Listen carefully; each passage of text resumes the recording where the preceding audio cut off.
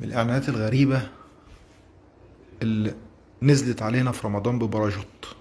مش عارف إعلان ده اتعمل إزاي أصلا، وإيه ظروفه وإيه دنيته وإيه كل حاجة. يعني بجد بجد بجد عبد الحليم حافظ لو كان عايش زمانه دلوقتي كان طلع استغفر الله العظيم يا رب سبلكوا.